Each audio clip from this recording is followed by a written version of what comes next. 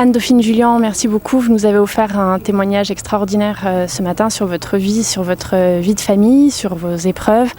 Vous nous avez dit que nous ne sommes pas maîtres de notre destin, mais que nous pouvons être capitaines de notre âme. Vous pouvez nous expliquer ?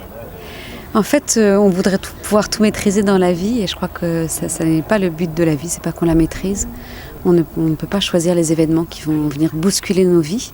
On peut choisir certaines choses, mais pas les événements majeurs en général. C'est pas pour ça qu'on est dépossédé de notre vie, c'est pas pour ça que c'est pas la nôtre. On n'est pas maître de son destin, pas maître de ces choses-là. En revanche, on peut toujours choisir la façon dont on va les vivre. Et ça, je pense que c'est la liberté de l'homme qui se trouve là, pas dans le choix des circonstances, mais dans le choix dont il va appréhender et vivre les circonstances de sa vie. L'amour et le partage, c'est ce qui permet de traverser la vie et les épreuves ? Oui, je pense que l'amour et le partage, sans amour, de toute façon, est-ce qu'on arriverait à vivre ? Je crois pas. C'est le cœur de cette vie-là. L'amour et le partage, pour moi, c'est la même chose, parce que le partage, c'est de l'amour, en fait, à des degrés différents. Je crois que c'est ce qui nous permet de nous sentir dans cette vie-là. Je crois que ça nous permet de sentir la place que l'on a. Moi, l'amour, en tout cas, c'était la grande découverte à travers cette épreuve, l'amour inconditionnel, en fait. L'amour qui, lui aussi, ne dépend pas des circonstances et des compétences et des capacités des uns et des autres. L'amour qui est juste et qui se transmet et qui se partage.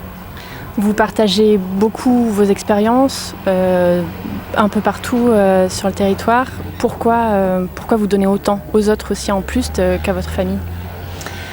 Je crois que j'aurais jamais voulu vivre cette épreuve. Vraiment, je le souhaite à personne de la vivre.